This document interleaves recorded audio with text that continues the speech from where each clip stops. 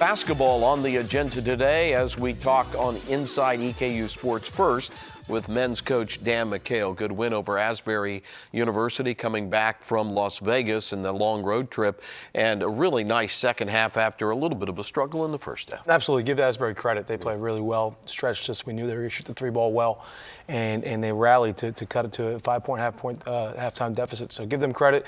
I was happy we got some confidence. You know, we lost our way a little bit in Vegas, as you saw. We were playing some funky lineups without a point guard and really just didn't have it. And you know, I wasn't hitting the panic button, but we had to get back to basics, as we still do. But to come back home and get some confidence was well needed. Nick Mayo, your junior forward, has now hit 40 straight games with double figures, and he's moved up to number 23 as a junior all-time leading scorer, so he has been steady. Absolutely. He's been playing well. He's been rebounding the ball really well. He's been more of a vocal leader this year. We all know he can score the ball, but his best attributes is passing ability because he draws so much attention. So as we go forward and we step up the competition, you know, he's going to continue to carry us. We have a lot of young freshmen on this team that are all contributing. The one that contributed the most in the Asbury win is Peyton Broughton, a career high 21 points and 5 rebounds, shot the ball well. I was really proud of Peyton. You know, I've been challenging him to be more aggressive, let his offense come to him, but when he sees his spots, use his athleticism, look to drive the ball. He knocked down a couple threes from the outside. So I'm excited. I think each one of these freshmen brings something different to the table, and different game by games are really going to impact this team. You mentioned with the problems at point guard with 3 guys out due to injuries, you've had to move Dedrick Boyd, a natural 2-guard, over there. And Dedrick came with 12 assists in the Asbury game. Yeah, I thought he played really well. You know, he was frustrated because his shot wasn't dropping. I said, look, right now you got to be a distributor. He's not a natural point guard. He's a playmaker, and now he needs to become a playmaker and a decision maker at the same time. So that's something he's really working on. He's got a great attitude. He's got great size. He's got good athleticism. You know, it's not ideal right now, but you know, he's doing a good job filling in. Nobody's guarding you except for your mind when you're at the foul line. And if we can keep this up, 81% shooting, 11th best currently in the country, that's going to win some ball games. Got a lot of nice foul shooters. Absolutely. I mean, that's something we worked on very, very hard after last year. That was one of our biggest Achilles heels. So, you know, our guys are relaxed. They understand what makes us a good team. We're a tough, strong, physical team. And if we can make free throws, you know, it's really going to help our identity. Dan, the opponents are shooting just above 40% right now from the field, but yet I don't feel like it's a great defensive team yet. So where are you happy with the defense, and where does this team need to go? Yeah, I mean, I'm experimenting with a lot of different lineups, man, zone, whatever it is. We have to do a better job of containing the basketball, and teams are really getting confidence early, seeing the ball go through the basket. So it's something we work on for 75% of the practices every single day. So I am a little disappointed where we are defensively, but with a lot of new faces, a lot of young guys, some injuries, we've had to kind of mix and match some lineups. So this team will become a good defensive team over time. I am confident in that. Hopefully some of the people will see the show before the game is played. You go to Bowling Green on Wednesday. You lost on a last-second shot down there 2 seasons ago. Won in Richmond last year, wire to wire. It was the first win by a Colonel basketball team over Western in 30 seasons. Don't play every year anymore, but you know they're going to be ready for you. They don't have a deep team right now, but man, they're playing well. Beat a ranked team in Purdue, played Villanova close, beat SMU in the tournament. I mean, they're rolling. Oh, we're catching them at the wrong time. I mean, they are playing tremendous. You know, to go out to the Battle for Atlantis and take Villanova to the wire, like you said, then beat Purdue, beat SMU, they're playing really well. So they have a shortened bench. They're playing with a lot of confidence. They've got a big kid, Justin Johnson, who's as dominant as any big player will play this year, and some really good young guards. So it's going to be a really good, tough test for our guys. We just want to play well, and that's what we keep stressing. You know, win or lose, we want to be trending upwards, going towards conference play, and this is another great test. Asante Gist, hope to have him back. He led you in scoring last year in that game. Absolutely. You know, he's worked hard to come back from his ankle injury. It'll be a game-time decision, but hopefully he'll be able to go. 6 p.m. game on Saturday against Jacksonville University, a team that you beat by 4 down there last year in a comeback game. Yeah. I want a good home atmosphere game. It's a Saturday night. Hopefully students are back. You know, they weren't back for the Asbury game, and we get a good crowd. We're playing well under our home crowd. So we don't have too many non-conference home games. So this is a big one for us, and they're a good team. So it'll be a really good test, really good week for us. Trials and tribulations due to injuries and travel, but do you feel like progress is being made? I do. I think we're getting better. I really do. At this point in the season, I didn't know what our record would be, but right now I want to see a good product on the floor, and we're slowly getting there. I know there's going to be some setbacks along the way, but we are trending upwards. If we can get healthy, we'll be right where I want us to be come conference play. All right, thanks, Dan. you, Appreciate Greg. it. That conference begins right after Christmas, and the Colonels at home next on Saturday against the Dolphins of Jacksonville University. It's a 6 o'clock tip. We'll have radio coverage at 100.7 FM. You can find it on your phone with the TuneIn app, online at EKUsports.com, and our home games always on the OVC Digital Network as well. When we come back, we'll talk women's hoops, and we'll go back and look at a Hall of Fame season in the lore of EKU football.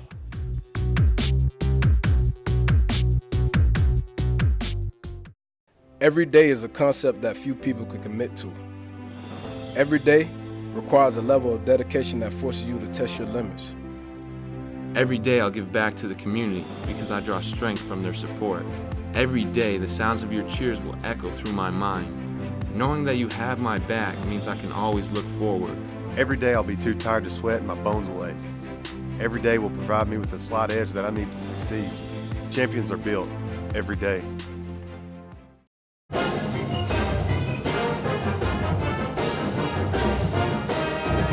The fourth EKU sports team to be named a Team of Distinction in the EKU Athletics Hall of Fame is the 1982 football team. And Tuck Woolum was the quarterback of that undefeated national championship team, 13-0. But I want to start at the beginning. Jamie Lovett cuts some grass in Orangeburg, South Carolina in the season opener, kicks a game-winning field goal, or it wouldn't have been 13-0, still may have been a national championship team. No, I remember that plain as day. I mean, that grass was so high, and he went out, and I remember him sitting out pulling the grass up, and and to where he had a little spot to kick from, and man, he nailed it. That that set the tone for the season, and there were so many unknowns I think going into that season. All of us had been a part of 3 national championship games, especially the seniors, and you're one of you got 2 rings. Yeah, I've got you 2 were on rings. The I was 79 team. was on both of them. Played in 4 national championship games, so it was just a great career. But people were, I think, doubted us a little bit going into '82 because we lost so much, but. That set the tone for us, and I mean the guys that we had on that football team never quit. And nobody forgets, Tuck, and you're both now individually in the Athletics Hall of Fame, is Woolum to Bird. Oh yeah. Lights were brought in, Murray State. You guys convert 3 fourth downs conversions and a touchdown to beat Murray State. That's probably my favorite moment outside of winning the national championships in Colonel sports history. Oh gosh, it was a great game. It's the first night game ever at Hanger Field when they brought the lights in on national TV, and gosh, we were down and drove 80 yards the last drive. They had 3 fourth down conversions on that drive, and Coach Kidd and I sort on the sidelines drew up the final touchdown in the dirt. It was just a little slant. And, man, Steve, got wide open. Somehow I got it to him. We won that football game. But, gosh, it was a heck of a game. And then you beat Idaho in the opening round.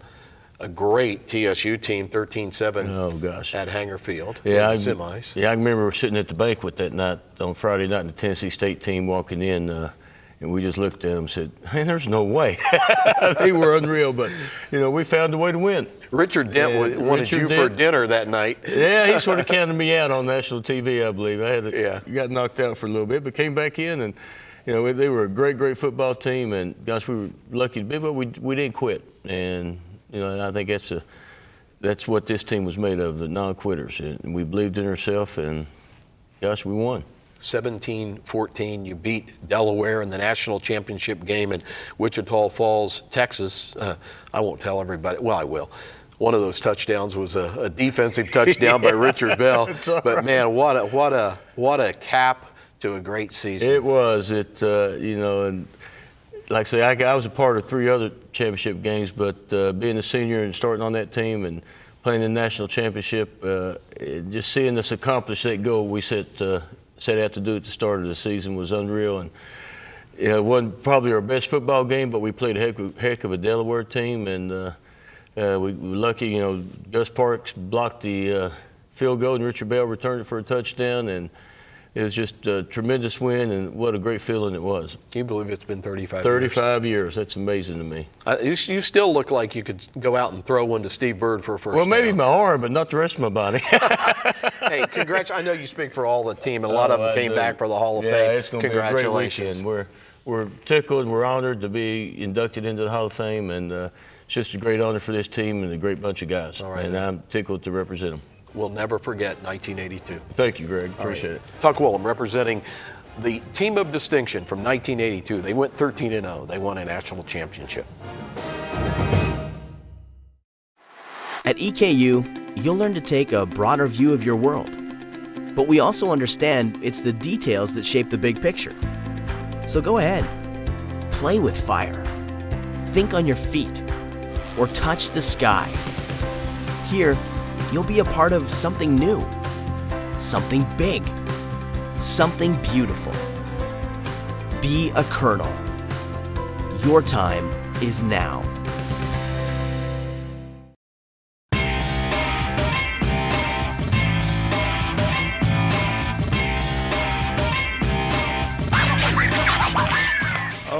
Hit high and deep. Back of the end zone. Brown got it. Moore drives inside, put it up. See this one swung and missed it. Now Smith again, block, point, tech. Nice turnaround by Johnson. Near post. Kick in.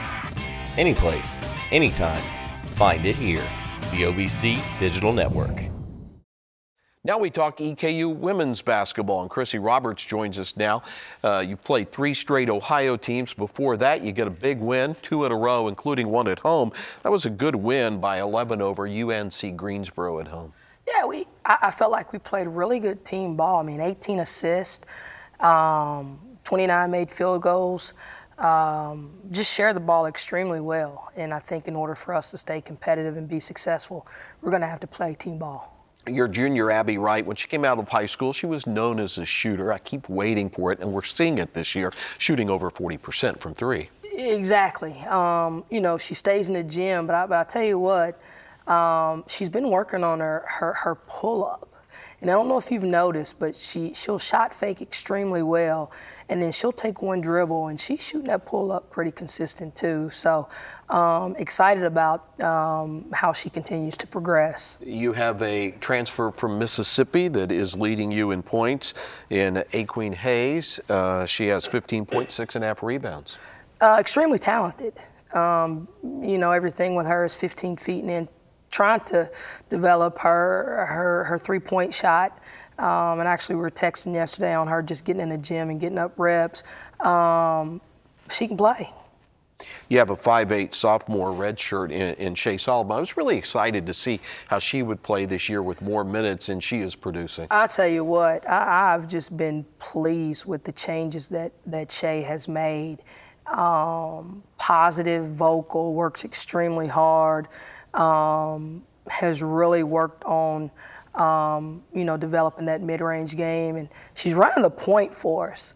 And when we signed her our first year, I decided to move her off the ball, but she wants the ball in her hands, and I feel like she's doing a really good job of doing that for us. Here on Inside EKU Sports, we talked with the men's coach, Dan McHale, and he's had to move people around because of injuries and experimenting with lineups. And you're in the same situation with your team, figuring out how long to play players, who to play, who's coming back, that kind of thing. We are. You know, I tell them all the time, just be patient. You know, I know all of them want to be on the floor, and I you know, we talk about when you get those opportunities, whether it's 2 minutes or 10 minutes, just making the most of those minutes. And so we'll start to experiment a little more in the upcoming games with that. What do you need from your team that you're not getting right now? We need to get our bench involved, to be honest. I mean, I'm running about 6, maybe 7 players. A lot. I mean, you got Queen Hayes, I think the past couple of games playing 40 minutes, and Shea the same. We got to get our bench involved, and I think once we can get deeper into our bench, we'll continue to grow and be better. You've got this Ohio thing going on, playing colleges, universities from Ohio, and the beat goes on. Your next home game is against Kent State out of the MAC, Tuesday, December 5th. So another MAC school against EKU. I feel like we've played almost everybody in the MAC, but the travel is, you know, pretty easy for us, and all really good teams that I feel like can help us get prepared for conference play.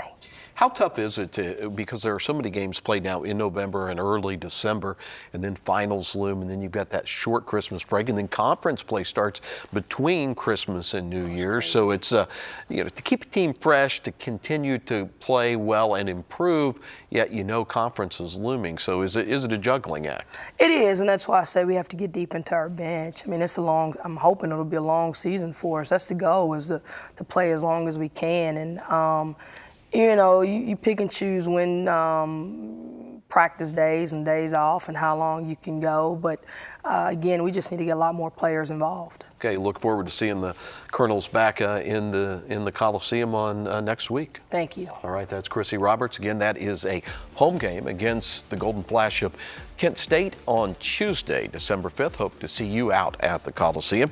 And when we come back here on Inside EKU Sports, we'll talk about another indoor sport, volleyball this time. We'll meet a volleyball player who excels on the court and in the classroom.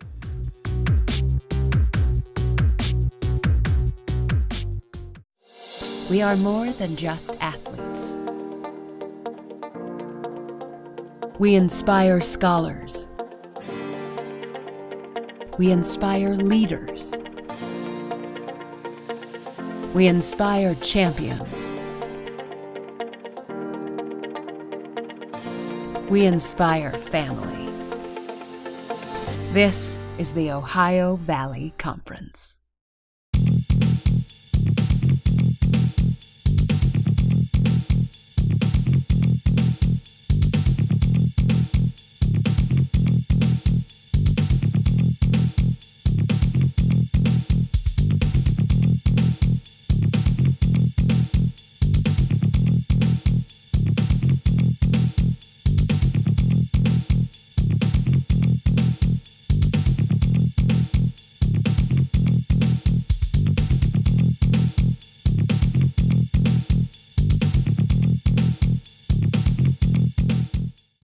Joined now by junior Chloe Rojas, who is a volleyball player at EKU. The honors are rolling in for you. First of all, congratulations, OVC Defensive Player of the Year. You are the libero. That's the word that you use in volleyball for defensive specialist. How did you come to that position? So when I started in like 5th grade, and that's when you kind of play all positions. Right.